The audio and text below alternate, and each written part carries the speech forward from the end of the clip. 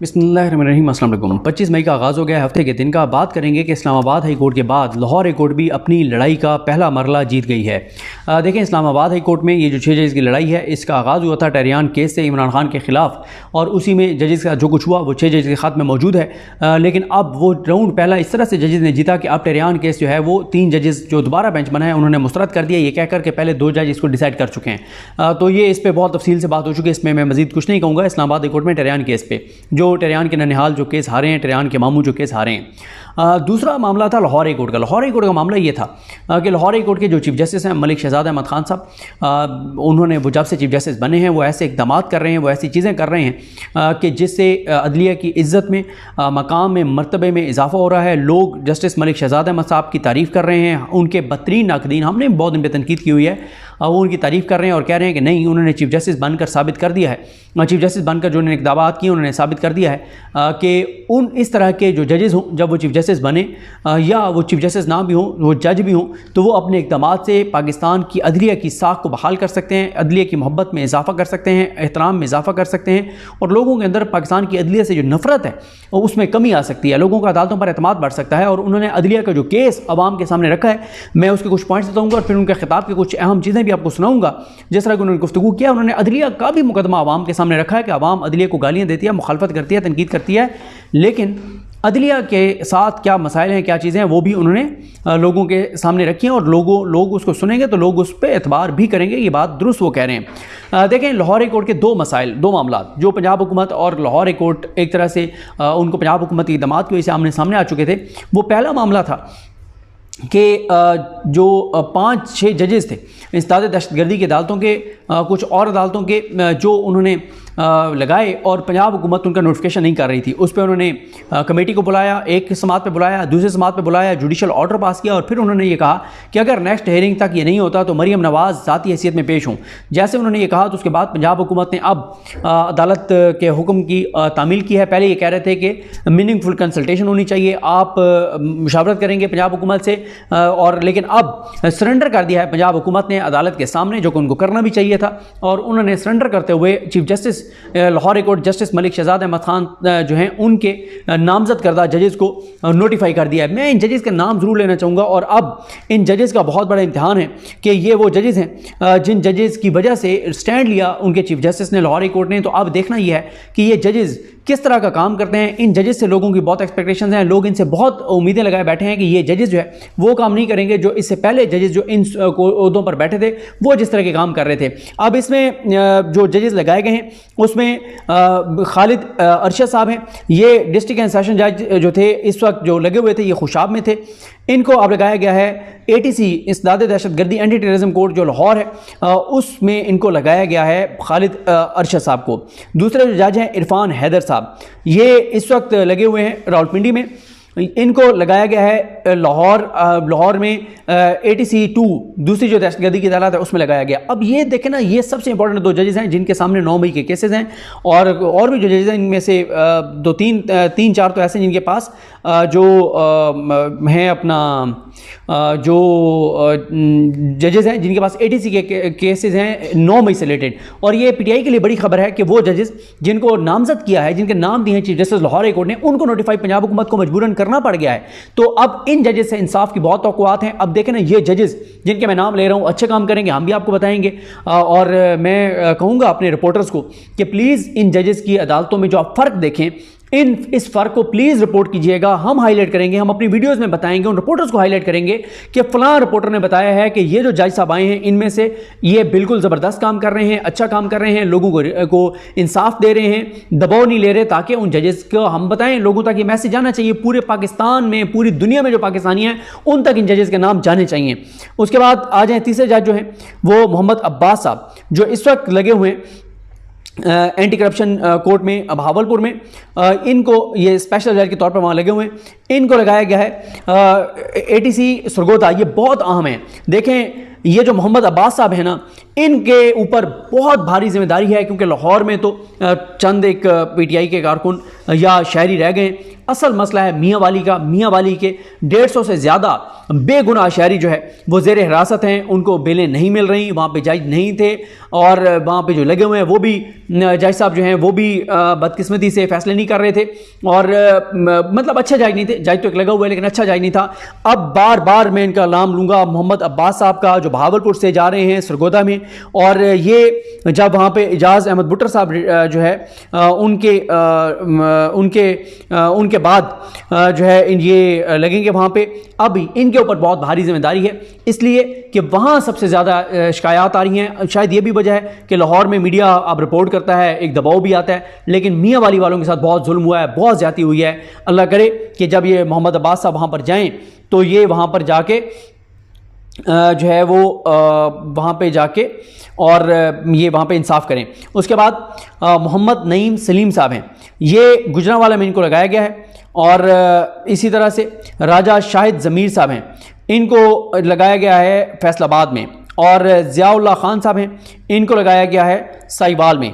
तो ये अब चीज़ है। अब देखते हैं जनाब कि ये जजेस जो हैं जिनको ये लगाया गया है, एक बार फिर इनके नाम सुने, बार बार इनके नाम सुने। अब हम इनकी अदालतों के बारे में पूछते रहेंगे कि खालिद अरशद साहब किस तरह फैसले कर रहे हैं, इरफान हैदर साहब किस तरह फैसले कर रहे हैं, मोहम्मद अब्बास साहब, नाम भी प्यारा है, ये किस तरह के फैसले करते हैं, मोहम्मद नईम सलीम साहब ये किस तरह के फैसले करते हैं, राजा शाहिद ज़मीर साहब किस तरह के फैसले करते हैं, ज़ियाउल्लाह खान साहब किस तरह के फैसले करते हैं, ये देखना होगा। देखें, जो भी इस वक्त पाकिस्तान के अंदर जज आइन के साथ खड़ा है, कानून के साथ खड़ा है, अपने हलफ के साथ खड़ा है, पूरी दुनिया में उनके लिए दुआएं भी होती हैं, लोग अप्रिशिएट भी करते हैं। और जो बाकी जजेस हैं जो खिलवाड़ कर रहे हैं अपने हलफ के साथ, जो चाबी वाले खिलौने बने हुए हैं, जो जिस तरह के फैसले कर रहे हैं पूरे पाकिस्तान को नज़र आ रहा है, उनकी नफ़रत मुझे बताने की ज़रूरत नहीं है। उनके लिए जो लोग बददुआएं करते हैं वो मुझे बताने की ज़रूरत नहीं है। उनके लिए जो सेंटीमेंट्स लोगों के हैं वो मुझे बताने की ज़रूरत नहीं है। अब आप देखें, जो जज इंसाफ करेगा, अपने हलफ से वफा करेगा, उसकी आने वाली नस्लें भी फ़ख्र से बताएंगी कि मैं फ़लाँ का रिलेटिव हूँ, वो मेरे फ़लाँ लगते थे, ये मेरा उनसे रिश्ता था, फ़ख्र से बताएंगे, और लोग खड़े होकर अकीदत से एहतराम से उनको मिलेंगे। और जो स्याह और मकरू और नीच गलीज़ किरदार हैं, उनके करीबी रिश्तेदार भी, उनके बहन भाई भी, उनके बच्चे भी उनके नाम लेने से कतराएंगे, कहीं तारुफ कराते हुए कि मेरा उनसे ये रिश्ता है। लोगों को पता होगा कि वो हमारा जो अजीज़ है, जब वो ओहदे पर था तो उसने किस तरह से खिलवाड़ किया और लोग उससे कितनी नफरत करते हैं। तो ये अब ये तो हो गया है। अब अगली चीज़ देखनी होगी, और वो ये है कि पंजाब हुकूमत जो है वो जो इलेक्शन कमीशन है, जो ट्रिब्यूनल्स, जो इलेक्शन ट्रिब्यूनल्स के तौर पर जिन जजेस के नाम दिए गए हैं उनको कब वो नोटिफाई करते हैं, वो मामला भी है। और अब ये क्या ये अब जजेस इस तरह काम करते रहेंगे, या ये वक्ती तौर पर पंजाब हुकूमत का सरेंडर है कि वो इस ऑर्डर को, जो हसनात मलिक साहब ने बताया है कि इस ऑर्डर को, जिस ऑर्डर के तहत इन जजेस को लगाने का जुडिशल ऑर्डर है, इसको चैलेंज करेंगे काजी फाइज इसाक साहब के पास। और पंजाब हुकूमत, मरियम नवाज, नून लीग को ये लगता है कि काजी साहब नून लीग की बात मान लेंगे और नून लीग की बात मान के वो इस ऑर्डर को सेटिस्फाइड कर देंगे और इन जजेस को हटा दिया जाएगा। तो इन जजेस के पास दिन भी शायद कम हो, लिहाजा देखना यह है कि कितना जल्दी इंसाफ करते हैं, क्योंकि चीफ जस्टिस ने इनके लिए स्टैंड लिया है और पूरा पाकिस्तान इनकी तरफ देख रहे हैं, जजेस की तरफ। और फिर ECP वाला मामला भी देख रहे हैं। और क्या ये भी हो सकता है कि जब मलिक शहजाद अहमद खान साहब अगर सुप्रीम कोर्ट आ जाते हैं तो जो नए chief justice Lahore high court के आएंगे वो इनको हटा देंगे। ये सारी चीज़ें हम नज़र रखेंगे और आपको रिपोर्ट करते रहेंगे।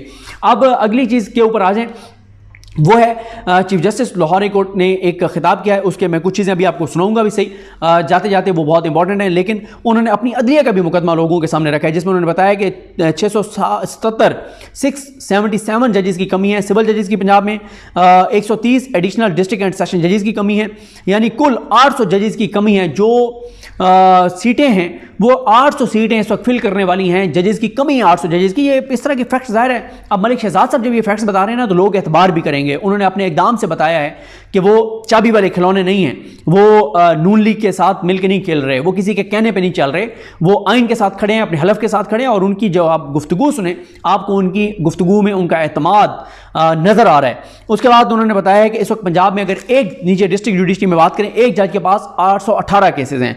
फिर उन्होंने बताया कि लाहौर हाई कोर्ट में भी एक जज के पास कम से कम 50 केसेस होते हैं, और कुछ जजेस के बाद तो 100 केसेस भी डेली के होते हैं। पिछले 3 माह में उन्होंने बताया कि जो पंजाब की डिस्ट्रिक्ट जुडिशरी है उसमें 8,16,675 केसेस दायर हुए हैं, और जिनका फैसला उन्होंने किया वो 8,25,196 केसेस हैं, यानी 8,520 केसेस की पेंडेंसी जो है वो कम हुई है। और उस पर उन्होंने अप्रिशिएट किया जजेस को। उन्होंने फिर बहुत सी तजावीज़ दी हैं कि केसेस को कैसे इस बोझ को कम करना है। फिर उन्होंने बताया है कि अगले जुमेरात को, कमिंग जुमेरात को एक बहुत अहम मीटिंग लाहौर हाई कोर्ट की जो जजेस की कमेटी है वो करने जा रही है, उसमें बहुत इंपॉर्टेंट वो काम करने जा रहे हैं कि वीडियो लिंक के जरिए शहादत रिकॉर्ड करवाई जा सके। और उन्होंने कहा कि अगले 15 दिन में हम इसको शुरू कर देंगे। और उसमें उन्होंने कहा है कि ओवरसीज़ पाकिस्तानी जो हैं उनके जो केसेस हैं उसमें शहादत रिकॉर्ड करवा सकते हैं। तो इस तरह से जो दूर दराज से गवाह हैं वो वीडियो लिंक पर अपनी गवाही दे सकेंगे, शवाहिद रिकॉर्ड करवा सकेंगे। इससे उन्होंने कहा है कि तेज़ी से फिर फैसले होंगे। उन्होंने जजेस को कहा है कि आप टेक्नोलॉजी का इस्तेमाल करें, अपने स्टाफ की जो उनकी सलाहियत है उसको बढ़ाएं। और उन्होंने एक बड़ी अहम बात उन्होंने कहा, उन्होंने एक रिसर्च शेयर की जिसमें उन्होंने बताया कि जो अल्टरनेट डिस्प्यूट रिजोल्यूशन की अदालतें होती हैं, फोरम्स होते हैं अमेरिका में, उन्होंने कहा कि 95% क्रिमिनल केसेस जो हैं वो ADR में डिसाइड होते हैं, जिसमें दोनों पार्टियां जो है वो आपस में कोई सेटलमेंट कर लेती हैं, फिर वो केसेस ऊपर नहीं जाते। तो उसमें उन्होंने कहा कि अमेरिका में 95% क्रिमिनल केसेस ADR में डिसाइड होते हैं और 95% और सिर्फ 5% अदालतों में आते हैं, और 96% जो हैं वो सिविल केसेस जो हैं वो जो अल्टरनेट डिस्प्यूट रेजोल्यूशन के फोरम्स हैं उसके ऊपर डिसाइड होते हैं। ये बहुत अहम उन्होंने बात बताई है। उन्होंने कहा कि पहले से लाहौर में एक अदालत कायम की गई थी ADR की, अब पूरे पंजाब में उन्होंने कहा इस पे पंजाब हुकूमत को उन्होंने अप्रिशिएट किया, जहाँ अप्रिशिएट करना है वहाँ उन्होंने किया। उन्होंने कहा कि उन्होंने नोटिफिकेशन कर दिया, मैंने उनको रिक्वेस्ट की थी, अब पूरे पंजाब में ADR जो है वो बनने जा रही हैं। इस तरह से जो डिस्प्यूट है वो दोनों की बाहिमी रजामंदी से इस तरह से हल होगा और ज़िंदगियाँ नहीं लगेंगी, कई नस्लों तक केस नहीं लड़ना पड़ेगा। उसके बाद उन्होंने बहुत अहम बात की, उन्होंने बताया कि 73 रोज़ उनके आने से पहले 73 रोज़ तक हड़ताल थी। ये सारी चीज़ें मैं आपको सुनाता हूँ। पंजाब में एक जंगल का कानून था, हलफ उठाने के बाद वो आए, इन हड़तालों को ख़त्म करवाया। और उन्होंने फिर ये भी कहा कि बार को कहा, सबको कहा कि आपस की लड़ाइयों में इदारे कमज़ोर होते हैं, अदालतों का एहतराम नहीं होगा तो हमसे भी तो ना रखें, ताली दोनों हाथों से बजती है। और उन्होंने जजेस को कहा कि हमने आखिरत में जाके अल्लाह को जवाब देना है, उस वक्त हमारे साथ कोई नहीं होगा, किसी हुकूमत, किसी एजेंसी, किसी इदारे की बीटे मत बने, लोगों का ख्वाब है आज़ाद अदलिया। और इस तरह से उन्होंने कहा। तो मुझे जो लगा जिस तरह से वो चुन चुन के अपराइट जजेस लगा रहे हैं, अभी तक तो वो अपराइट हैं, आगे चल के वो किस तरह फैसले करते हैं नजर आ जाएगा। और जिस तरह के अभी उन्होंने ATC के जजेस लगाए हैं और कुछ और जजेस उन्होंने बड़े अपराइट लगाए हैं, तो देखना है कि वो जजेस जो उन्होंने लगाए हैं वो किस तरह से इंसाफ करते हैं, क्या करते हैं। अब मैं आपको जो है वो, और मुझे लगता है कि आज के उनके खिताब के बाद लोगों को भी समझ आएगी कि यार सारे कसूर अदालतों के नहीं है, लोगों की अदालतों के बारे में सेंटीमेंट चेंज होंगे या चेंज होना शुरू होंगे, बाकी तो अदालतें अपने फैसलों से अपनी इज़्ज़त बढ़ाती चली जाएंगी। और दूसरा, उन्होंने जिस तरह मुकदमा उन्होंने ज़बरदस्त रखा और इससे जजेस को भी उन्होंने जो एक मोटिवेट किया है, कई जजेस आप अपने पाँव पर मज़ीद खड़े होंगे। अब ज़रा आप सुनिए, ये ज़रा आप भी और मैं भी सुनते हैं जो उन्होंने मुख्तलिफ पॉइंट्स जो हैं, ये आप सुनिए जज साहब जो है वो क्या क्या पॉइंट्स कह रहे हैं। आज के फोरम से जितने भी पंजाब के बार एसोसिएशन के अहदेदार हैं, जितने भी वकला हैं, उनसे गुजारिश करूँगा कि इदारों की आपस में लड़ाई से दोनों इदारे कमज़ोर होते हैं। उन अफराद से वो होशियार रहें जो इन इदारों को आपस में लड़वाना चाहते हैं। हर जज के दिल में वकील का बड़ा एहतराम है, जिसमें मैं भी शामिल हूँ। और हम बिल्कुल किसी बार के साथ, किसी इदारे के साथ, किसी हुकूमत के साथ कोई लड़ाई नहीं चाहते, लेकिन ये ताली दोनों हाथ से बजेगी, एक हाथ से नहीं बजेगी। एहतराम उस वक्त तक है जब अदालतों का एहतराम किया जाएगा। अगर अदालतों का एहतराम नहीं है तो फिर हमसे भी एक्सपेक्ट ना करें कि हम उनका एहतराम करें। हम फिर जो कानून के मुताबिक होगा, कानून से हम बाहर बिल्कुल भी नहीं जाएंगे। मैं ये गुजारिश करूँगा कि वकला ये जो है मुकदमात की जो ताख़ीर है, उसमें एक बहुत बड़ी वजह वकलात की हड़तालें भी थी। आप सब इस बात के गवाह हैं कि मेरे बतौर चीफ जस्टिस हलफ लेने से पहले लाहौर जो सूबा पंजाब का दारुल खिलाफ है, कैपिटल है, उसमें 73 डेज तक हड़ताल रही, ये अदालतें बंद रही। आर्टिकल 4 और आर्टिकल 9 जो आइन का है, वो हर शहरी को हक देता है कि उसे कानून की प्रोटेक्शन हासिल, उसके साथ कानून के मुताबिक सलूक किया जाए।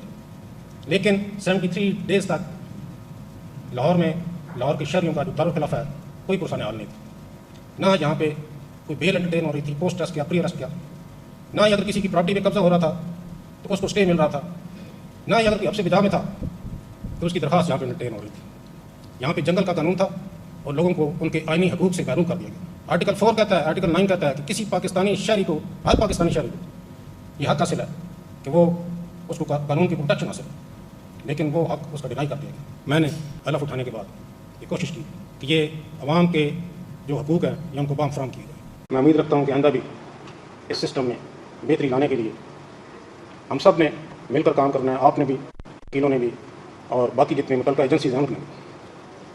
आपसे ये गुजारिश है कि जब अपना आप फ़राइज़ सर अंजाम दें तो बगैर किसी डर, खौफ और लालच के वो सर अंजाम दें। हमने ना किसी हुकूमत की, ना किसी एजेंसी की, ना ही किसी इदारे की को बी टीम बनना है। हमने अल्लाह ताला को जवाब देना है। अगले जान में हमारा हिसाब होगा, उस वक्त हमारा साथ कोई और नहीं खड़ा होगा। तो आपने अल्लाह ताला को आदर नज़र जान के अपने फ़राइज़ सर अंजाम देने हैं। इस मुल्क के लोगों का एक ख्वाब था आज़ाद अदलिया। इस ख्वाब की ताबीर के लिए सबसे पहले एक अजीम जूरिस्ट जज ए आर कर्नेलियस साहब ने अपने सफ़र का आगाज़ किया। ये सफ़र चलता रहा और इसमें शामिल होते गए justice Saeeduzzaman Siddiqui, justice Badiuddin, justice Nasir Aslam Zahid, justice Khalilur Rahman और बहुत सारे जज साहब। और इस सफ़र में एक बहुत अहम किरदार साबका चीफ जस्टिस पाकिस्तान इफ्तिखार मोहम्मद चौधरी साहब और उनके रफ़का करा। इसकी ताबीर इंडिपेंडेंट जुडिशरी की ख्वाब की ताबीर के लिए हम सब ने अपना अपना हिस्सा डाला और इस ख्वाब को ताबीर दे के हमने छोड़ी। ये अदालती निज़ाम किसी ताकतवर के लिए नहीं बनाया गया। ये अदालती निज़ाम एक मजलूम, बेकस और कमज़ोर के लिए बनाया गया। ताकतवर अपना हक हो या ना हो ले लेता है, लेकिन मजलूम को इस निज़ाम में आने की ज़रूरत पड़ती है। आपने इस सफ़र से, इस अज़म के साथ अपने अदालती सफ़र का आगाज़ करना है कि आप अपने दिल में सिर्फ खौफ खुदा रखेंगे और अर्श वाले खुदा का खौफ रखेंगे और फर्शी खुदाओं से नहीं डरेंगे।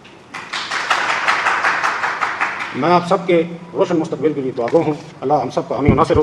खुदा हाफ़िज़। देखें, आपने ये सारे पॉइंट सुन लिए।